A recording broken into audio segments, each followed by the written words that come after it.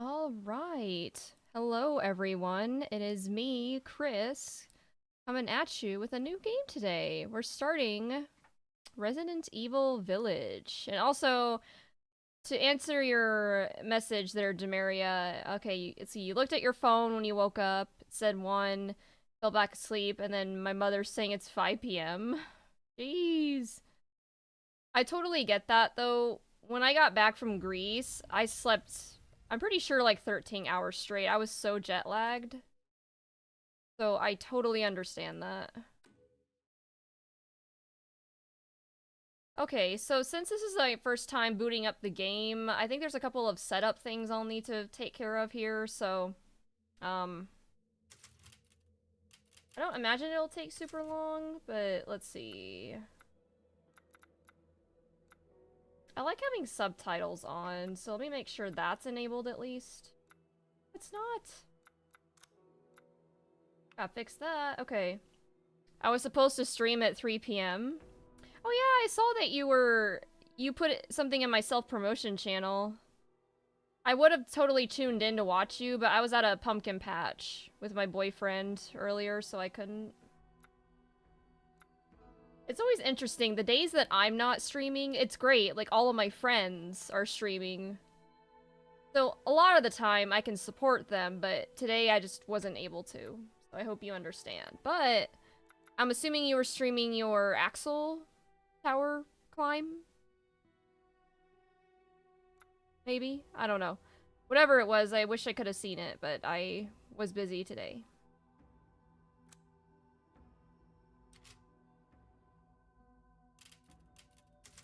Okay, hold on. I need to fix the display of this. It's like, it doesn't look right. Hold on, guys.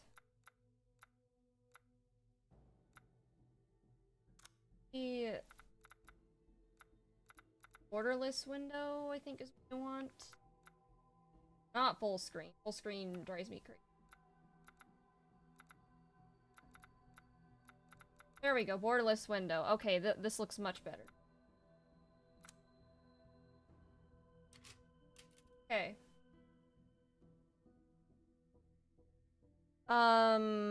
Let's see. I was streaming my Axel client. Okay, that's what I thought. Because I know you've been talking about that. How's that going, by the way? Oh yeah, okay, I was having difficulties with the challenge. Yeah, sounds about right. Sounds like the really shitty floor system in Strive at work. Towards the end of my stream, I remembered what you said about Twitter, I think, and was kicking myself. Wait, what do you mean? What did I say about Twitter? Hopefully it wasn't anything bad. Not if I derail you immediately. Hey, that's alright, Tim. We haven't even done anything, so you're not derailing me at all. Perfect. Let's do a tarot reading. I am so excited to do this. I love doing these. I kind of see what my coworker was talking about when she gave me that tarot deck, which, don't get me wrong, I appreciate it. But when I looked at it, unfortunately, it's just, the imagery isn't very clear, I guess. So it's a cool deck. But in terms of doing it on stream, it's a little hard. So I'm just gonna stick with the site that I use. Excuse me. Let me drag it down so I don't have to look at my monitor at the top here. Posting on Twitter when you're live. Yeah, it's tough, right? Because, and something that might help you, there are some softwares or tools out there that will automatically do it for you. So that way that you can look into that if you want. I did that initially. The problem with that, though, is that, and Tim, I am bringing this up, just let me address Demaria real quick about the Twitter thing. So when I post that I'm going live, you can use an automated thing where it'll give the same message each time, whatever you specify. So like for me, I have like a moth style, like a Luna moth theme to my channel. So my default message is come out of your chrysalis and fly into all the fun. You know, something like that. So you can make it whatever you want. Like, oh yeah, come watch me live, or, you know, something like that.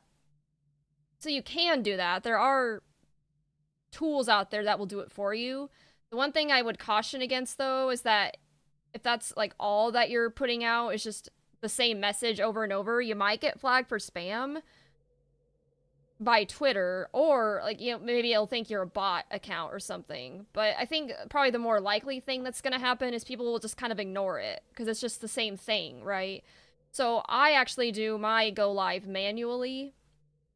I'll have like a different image or message each time because I think that's good for engagement. Like, it keeps it interesting and fresh, and it's like, oh, look, something new. So, I mean, you can do it however you want, but I'm just giving you some suggestions. So, something that I'm thinking of doing too for myself that might be helpful for you is creating like a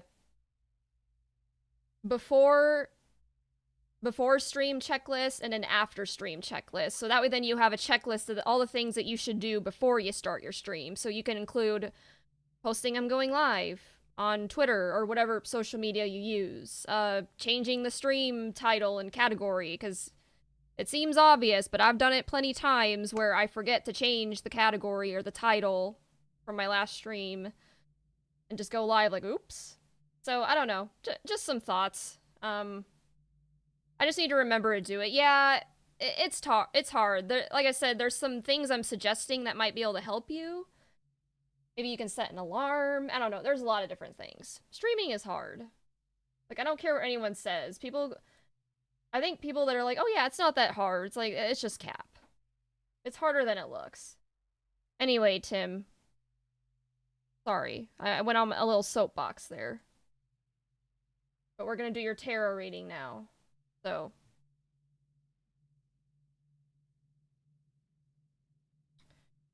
Alright, we're gonna shuffle the deck. Couple times here. Alright.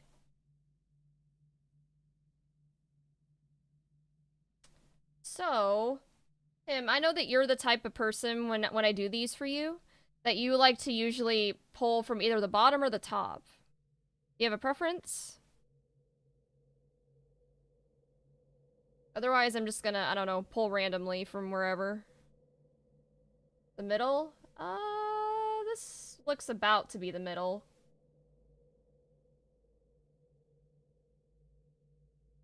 Alright, so you got the Five of Wands. Let's take a look at what this card is all about. In a nutshell, the Five of Wands is all about disagreement, competition, strife, tension, and conflict. Yikes.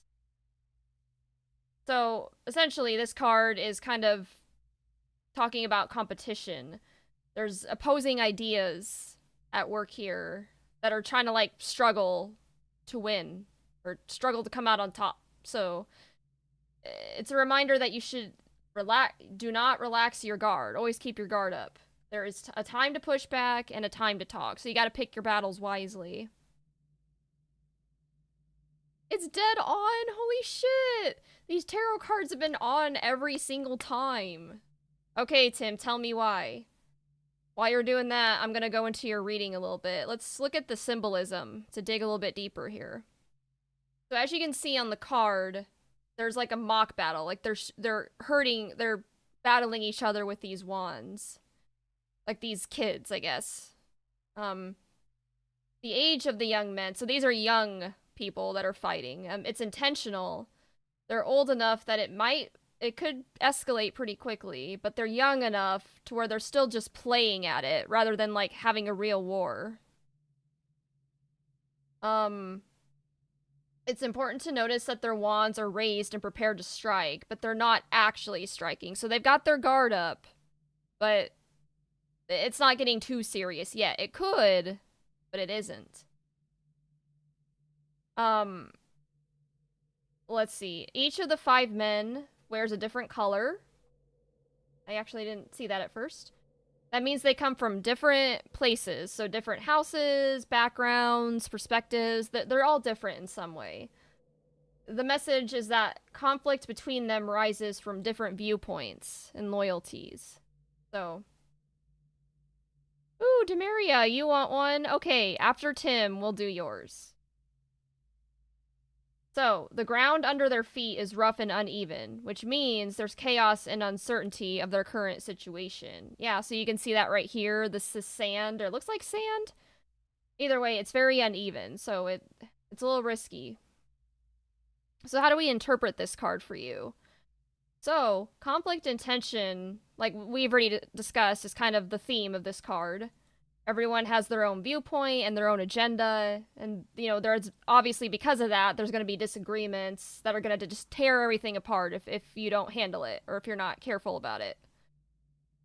So the card, as we've said, doesn't signify real fighting, although it could, depending on who you ask, and because that's the thing about tarot, you can interpret it so many different ways.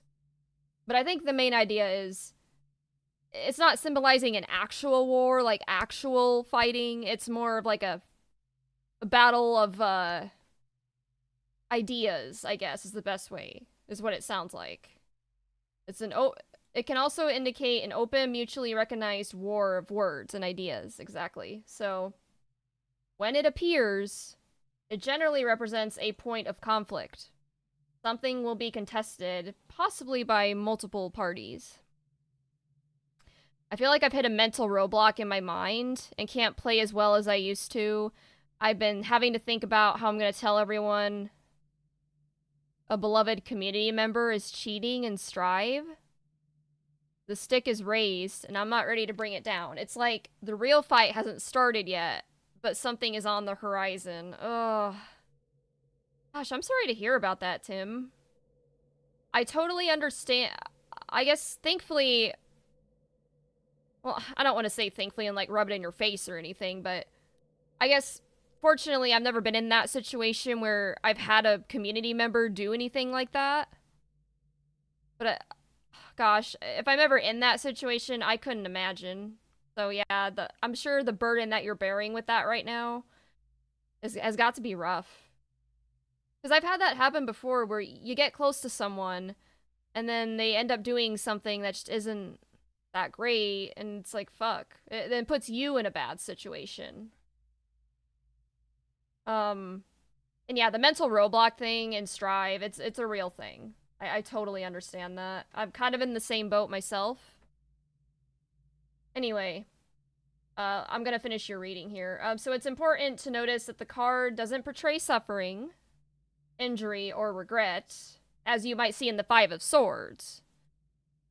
Instead, it shows 5 enthusiastic combatants, so there are times when hashing out ideas and viewpoints can be beneficial, just so long as no one's getting hurt. Just as long as it's...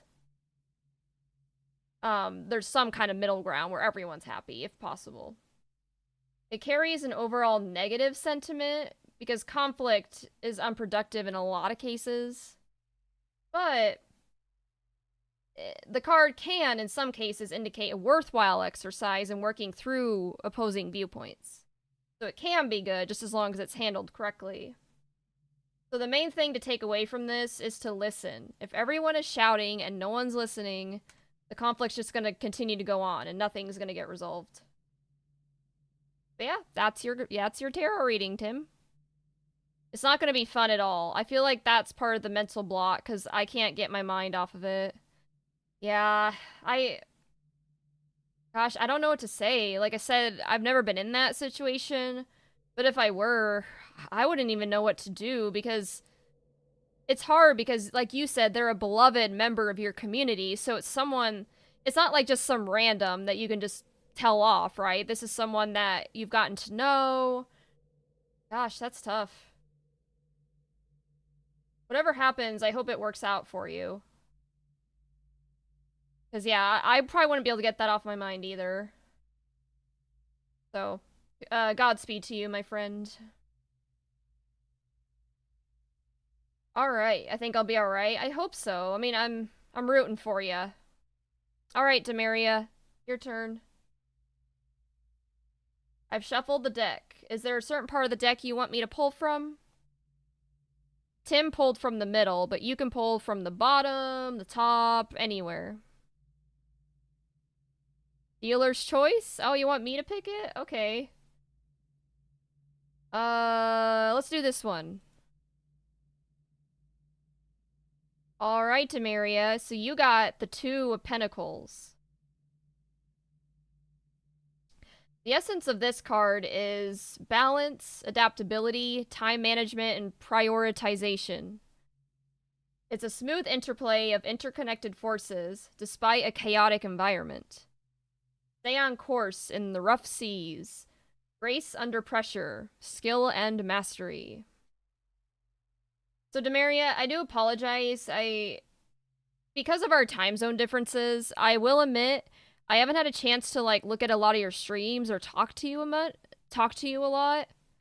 So just let me know if there's anything going on in your life right now that's resonating with you as I read this card for you. So, while you're thinking of that, we're going to go into the symbolism. So you can see here, there's a jester. He's juggling two pentacles with a ribbon that's twisted in an infinity symbol.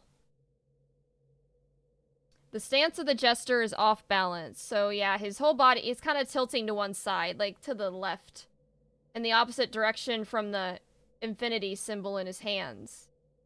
In the distance, there's some ships in the background. You can see them right here. They're getting close to capsizing in the stormy seas, despite the clear skies. So, kind of an interesting dynamic there. This isn't Resident Evil. I'm sorry, Dank. I'm doing a tarot reading. But after that, we're gonna get to it. I promise. Prioritization and time management seem to connect to me, but not fully sure. That's okay. It might come to you. And if it doesn't, that's fine. The thing with tarot is it's not a science, because I've been excited, because every time that I've read these, they've always been spot on in some way, but there's gonna be a time where there's not. I just gotta accept that, but... Anyway, so the whole picture just kind of depicts an uncontrolled, unbalanced motion, like kind of like a back and forth. And yet, as the infinity symbol implies, the jester can still keep this up indefinitely. An important note is that because pentacles are associated with the element earth, it's rare for a pentacles card to feature water imagery as prominently as this one does. In this case, the stormy seas in the background are not intended to associate the card with water, but to illustrate the imbalance and chaos of the scene. So, kind of an interesting imagery there. Alright, so how we interpret this card. Wait, sorry. I finally got my new switches for my keyboard, and it seems like it's working a lot better now. Yay! I'm happy for you, Dank! Wait, so do you have like a mechanical keyboard, or... I'm assuming if you have switches, but anyway.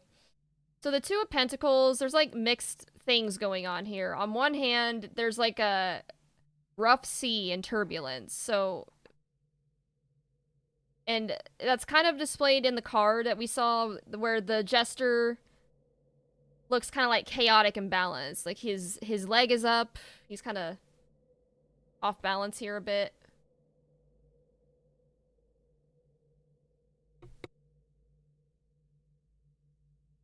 Hold on, guys. Just give me a second.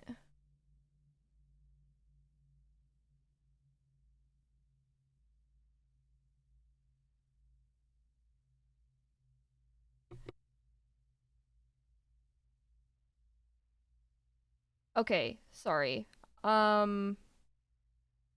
have a keyboard with hot swappable switches. They feel weird though, very springing, if that makes sense. Oh. Okay. Okay, sorry, where was I at? Oh, okay, sorry. I need to talk a little bit quieter. My boyfriend's trying to do homework, so I apologize. I'm gonna try to... I'll keep my face close to the microphone so you guys can still hear me. But anyway. So, the jester, his setup, right? It might seem like it's a bad thing, but the infinity symbol shows that he can still perform it, regardless of his stance. Basically, what we're looking at is mastery. So, regardless of your circumstances, I guess, or the turbulent environment you might be in, as long as you master it, as long as you have smooth execution of the tasks in that environment, then you can still make do. The card seems to be reflecting my mental... Oh, wait, did I read that already? And I know what you mean by springy, Dink. I think I kind of understand, but... Okay, so the Pentacles indicates a time of chaos. There's probably multiple things you're juggling, conflicting responsibilities, things like that. But the card does have a positive message. You can pull it off somehow. It might not be perfect or graceful, but you can do it. As long as you master skills and you remain focused. You can basically just overcome anything, really. It's kind of cool. The skill of the jester is that he makes the impossible work. Like, the odds are stacked against him, but he manages regardless. Looks like things are about to fall apart, but he just keeps going regardless. It's a reminder to just try not to get discouraged by setbacks. Think of them more as like challenges that can be overcome. It's not something that's gonna like hold you back. As long as you remain focused and try to improve your skills. Like, you can do it. So, to conclude, it's a kind of positive. It's mixed. It's not a rosy picture of success. Because, let's be honest, a lot of the times, success isn't really that cut and dry. There's definitely bumps along the way. But it does suggest competence and grace under pressure. Those are two powerful ingredients for success down the road. So when you think of success, you usually think of like, oh yeah, like a gold medalist in the Olympics, something.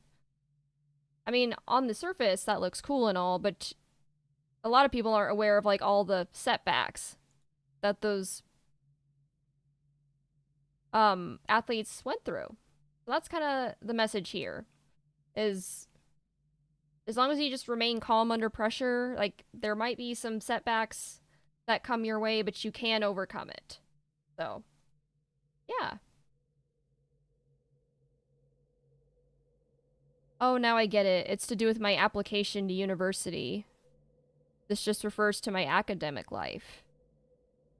Nice. It's funny that you say that, Dimeria, because I'm actually planning on applying to a PhD program soon, so I'm kind of in that same boat. Anyway, okay.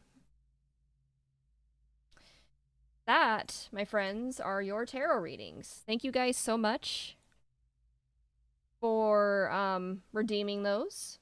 But now we're gonna get to the games. I can gather bits towards... It's a rather weak link. I mean, tarot usually is a lot of the time, let's be honest. Sometimes when I do a tarot reading, it can be a little bit of a stretch to tie it to somebody's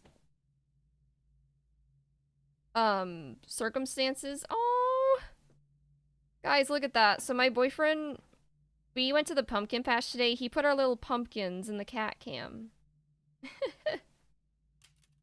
Anyway, alright, let's get started. We'll take it easy on you. Just your average difficulty, or we'll hit you with all we got. I think I'm gonna go standard. And maybe I'll change it if it's too hard, but... standard usually seems to work for me on Resident Evil games. Long ago, a young girl went with her mother to pick berries for her father, who was hard at work. But the forest greeted them with a dark, cold silence, the bushes empty.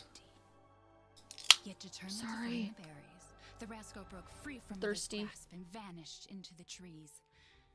Mother's worried cries faded fast as the girl ran on, over vine and under branch, and into the forest deep. Feeling strange eyes upon her, the girl recalled Mother's scary bedtime tales, and her throat became bone dry.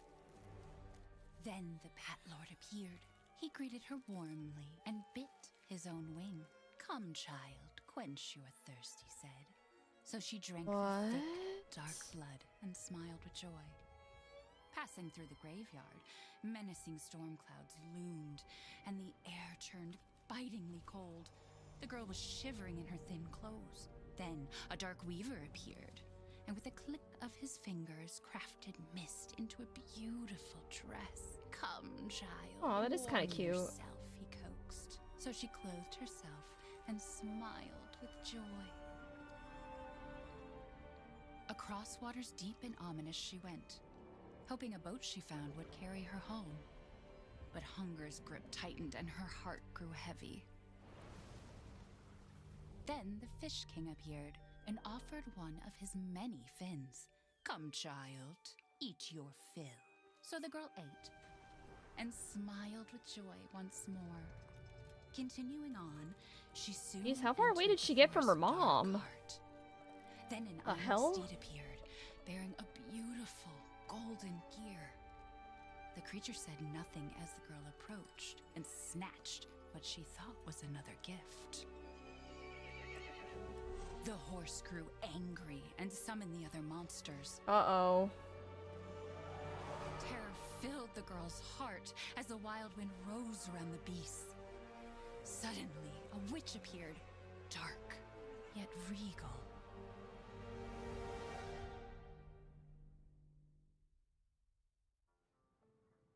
Gifts we gave, but more you took, she said. Aw. So more Baby. returns due. In a blink, the girl was trapped inside a mirror. There. She's Is that asleep. really appropriate to be reading to a baby? What is with the creepy story? She's only 6 months What old. I'm saying. Woman at the store said it was traditional. A local tale. Besides, Rose doesn't seem to mind. Because she doesn't understand it. Thank God. We moved here so that she wouldn't have to deal with any of that, remember? There's nothing wrong with my memory. You're just being paranoid. Sounded a It's not- little defensive there. Never mind. I'm sorry. But I'm not paranoid. I'm just cautious. Then, go cautiously take your daughter to bed. I'll finish dinner.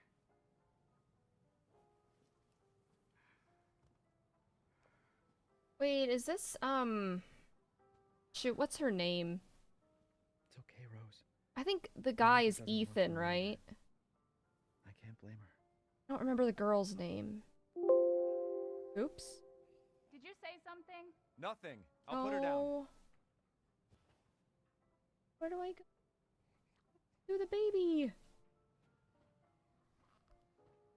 They got the child to sleep. I mean, yeah. Thankfully she doesn't understand any of it. Am I supposed to go to the bedroom? Where do I go? With the baby. It's fine, gotta start him young. This house looks really haunted. 100% haunted.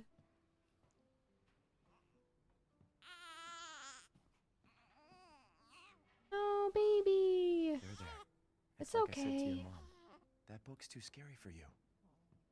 Anyway, time for me to sleep. Alright, Demaria. Well, thanks for stopping by. You have a good night. Oh, that's the bathroom.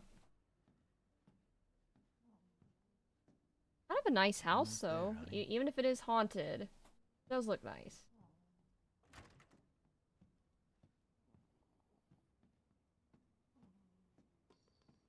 Alright, baby. Time to sleep. There you go, sweetheart. Don't you worry. I'll be right downstairs.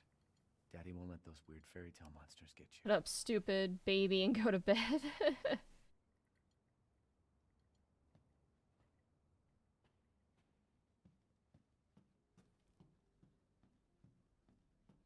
It's been a couple years since I've done 7, so I honestly don't remember much of what happened.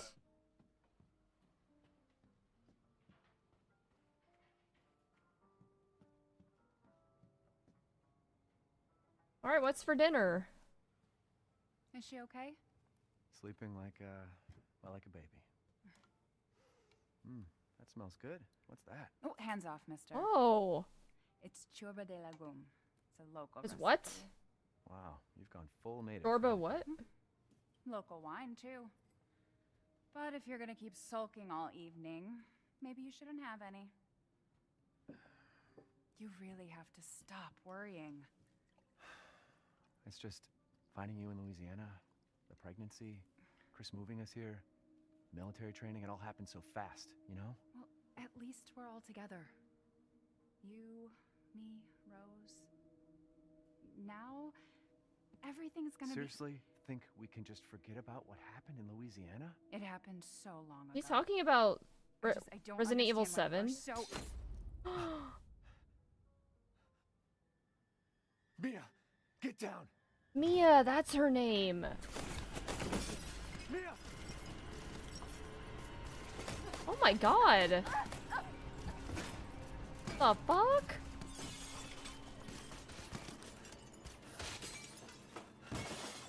What in the hell is happening? Mia, oh god. She's definitely dead. Chris? What the hell? Sorry, Ethan. Chris? No! Stop! Haven't you shot her enough? Why? Turn up the game audio a bit. Okay.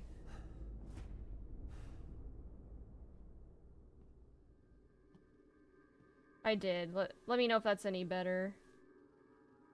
Go move! No, the baby! All clear. Rose? What the hell are you doing with my daughter? Package secure, sir. Take him away. I said get your hands off her! Ethan, no. Sounds better. Okay, cool.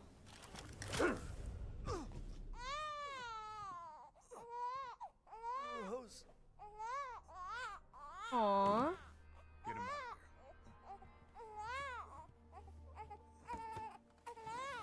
Is this Chris Redfield or is this a different Chris?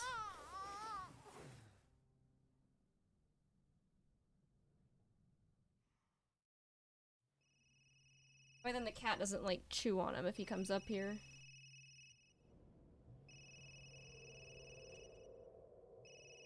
We don't even know why. Hey, Doc. It's the one and only Chris. Get your daughter's results back, and I'd like you to come in to talk about them. How about next Thursday, 4 o'clock? No problem. We'll be there. That was the doc. A flashback. She'll see us next week. Hey now. Think positively, all right? We talked about this. I know. We hardly talk about anything else. Wait, I was supposed to be asleep. It's Oops. not Rose that I'm worried about. Well, then what are you worried about? Good night, Demiria. Look, she's gonna be fine. I just know it. What else matters? We matter, Ethan! You matter! You just won't. Mia, what are you talking about? Is there something you're not telling me? What? Come on, talk to me. Damn it. I have to take this.